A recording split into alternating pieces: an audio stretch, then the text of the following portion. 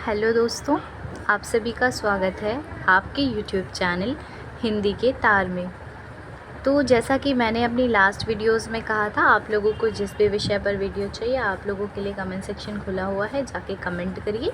मैं उस विषय पर आप लोगों के लिए वीडियो लेकर आऊँगी। तो उसके अकॉर्डिंग देखा जाए तो मुझे कमेंट आया था कि मैं पारिभाषिक शब्दावली की निर्माण प्रक्रिया पर वीडियो लेकर आऊँ। तो मैं आप लोगों के लिए उसी विषय पर आज वीडियो लेकर आई हूँ, जो कि प्रयोजनमूलक हिंदी के अंतर्गत पारिभाषिक शब्दावली की निर्माण प्रक्रिया क्या रही है, कैसे रही है, आज हम उसके विषय में जानेंगे। ठीक है, सबसे पहले हम लोग निर्माण प्रक्रिया के विषय में जानेंगे, उसके बाद पारिभाषिक शब्दावली निर्माण के रूपों के विषय में हम लोग जानेंगे। ठीक है, जो कि परीक्षाओं में विशेष तौर पर 10 नंबर के प्रश्न इस टॉपिक पर पूछे जाते हैं। तो उसके अकॉर्डिंग देखा जाए तो अभी तक हम लोगों ने प्रयोजनमूलक हिंदी के अंतर्गत एक विषय पढ़ा है, जो कि टिप्पण के विषय में। ठीक है, और हमारा दूसरा विषय आज होने जा रहा है पारिभाषिक शब्दावली की निर्माण प्रक्रिया। तो मेरी आप लोगों से रिक्वेस्ट है, अगर आप लोगों को वीडियो पसंद आती है तो आप लोग वीडियो को लाइक भी किया करो और अपने ज़्यादा से ज़्यादा दोस्तों के साथ शेयर भी किया करो, क्योंकि मैं ये लेकर आती हूँ आप ही लोगों के लिए, क्योंकि मुझे पता है कि इन विषयों पर गूगल या ऑनलाइन मैटर्स अवेलेबल नहीं रहते हैं, बहुत मुश्किल हो जाता है ढूंढना या ढूंढ करके निकाल पाना। ठीक है, तो इसीलिए मैं आप लोगों के लिए लेकर आती हूँ।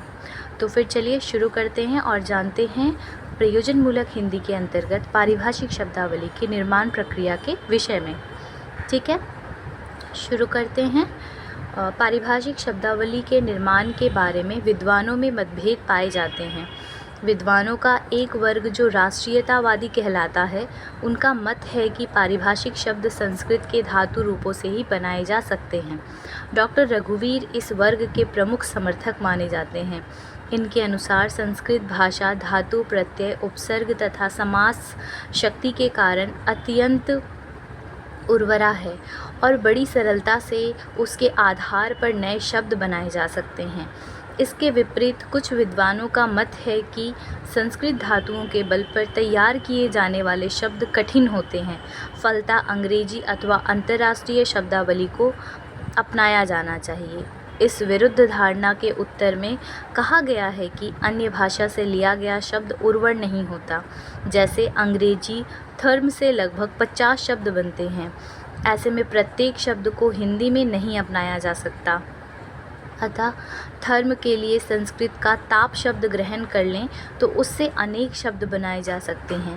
ताप के आधार पर थर्मल यानी तापीय, थर्मेशन यानी तापायन, थर्मल पावर, तापीय शक्ति आदि अनेक पारिभाषिक शब्दों का निर्माण किया जा सकता है। अधीक्षक, कार्यालय, मंत्रालय आदि अनेक शब्द इसी पद्धति के हैं।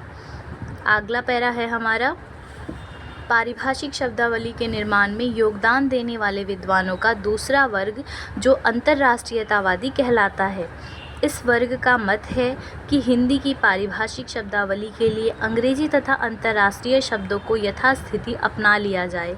इस वर्ग में मुख्यतः विज्ञानी तथा पश्चिमी परंपरा के समर्थक लोग आते हैं। उनकी मान्यता है कि अंग्रेजी एवं अंतर्राष्ट्रीय क्षेत्र में प्रयुक्त होने वाले सर्वमान्य शब्दावली को अपनाकर हिंदी भाषा को भी समृद्ध किया जाना चाहिए। नई वैज्ञानिक खोज के अनुसार नए शब्द भी साथ में बनते हैं। ऐसी स्थिति में प्रत्येक बार देशज शब्दों को बनाना पड़ेगा जो असंगत होगा। अतः ऐसी शब्दावली को यथास्थिति अपनाया जाना चाहिए।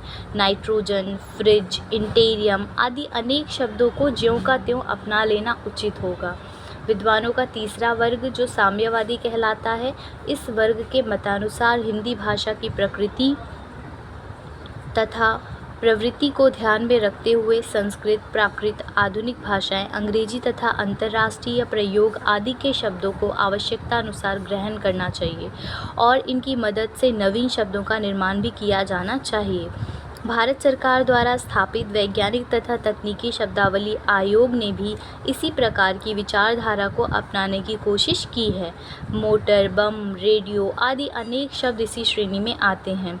हिंदी भाषा के विकास तथा आधुनिकीकरण के साथ उसे अंतर्राष्ट्रीय स्थान प्रदान करने की प्रक्रिया स्वरूप अंतर्राष्ट्रीय पारिभाषिक शब्दावली के साथ देश विदेश की अनेक भाषाओं की शब्दावली को भी अपनाया जाना बहुत आवश्यक है।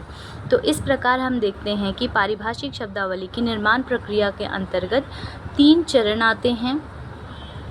तो तीनों चरण के विषय में हम लोगों ने जाना, तीनों वर्ग के विषय में जाना। इस प्रकार हम आगे बढ़ते हैं। अब हम लोग जानेंगे पारिभाषिक शब्दावली के निर्माण के रूपों के विषय में। ठीक है, यहाँ पे कुछ इसके रूप हैं, आइए जानते हैं और आगे बढ़ते हैं। हिंदी में पारिभाषिक शब्दावली के अनेक रूप दृष्टिगत होते हैं, जिनमें प्रमुख इस प्रकार हैं। पहला है संस्कृत संधिगत पारिभाषिक शब्द। पद प्लस अधिकारी बराबर पदाधिकारी, देश प्लस अंतर बराबर देशांतर। दूसरा है उपसर्ग और प्रत्ययों से निर्मित शब्द। बड़ा आ प्लस लोचक बराबर आलोचक। अधि प्लस सूचना बराबर अधिसूचना। प्रत्यय से निर्मित पारिभाषिक शब्द। भौतिक प्लस बड़ी ई बराबर भौतिकी। लिपि प्लस क लिपिक। अंग्रेजी चौथा है अंग्रेजी तथा अंतर्राष्ट्रीय पारिभाषिक शब्द। तत्वों के लिए औरम, तेल माप के लिए मीटर या ग्राम, दूर संचार के लिए टेलीफोन, खेल कूद के लिए गोल्फ या बैट, रासायनिक यौगिक के लिए फेनल, सल्फर आदि। तो इस प्रकार से हम देखते हैं कि यहाँ पर हमारी पारिभाषिक शब्दावली के निर्माण के जो रूप हैं वो भी समाप्त होता है। और मैं आशा करूँगी कि इससे आप लोगों की पूरी मदद हो पा रही हो और आप लोग मदद ले पा रहे हैं। अगर आप लोगों को किसी भी प्रकार की कोई समस्या होती है, मेरा उत्तर समझ में नहीं आता है, तो भी आप बताइए। मैं कोशिश करूँगी इससे भी ज़्यादा सरल भाषा में लिखने की और आप लोगों के लिए लाने की। ठीक है, और मैं आशा करूँगी, वैसे मैंने तो पूरी कोशिश की है इसको सरल से सरल शब्दों में लिखने की, तो मुझे लगता है कि आप लोगों को समझने में किसी भी प्रकार की कोई दिक्कत नहीं होगी, क्योंकि मैंने बहुत ही सरल और स्पष्ट भाषा में लिखा है। तो आशा करूँगी कि आप लोगों को अच्छे से समझ में आ जाए। ठीक है, और आप लोगों को जिस भी टॉपिक पर वीडियो चाहिए आप लोग कमेंट सेक्शन में जाइए, कमेंट करिए और बताइए, मैं आप लोगों के लिए उस टॉपिक पर वीडियो लेकर आऊँगी। Okay, thank you.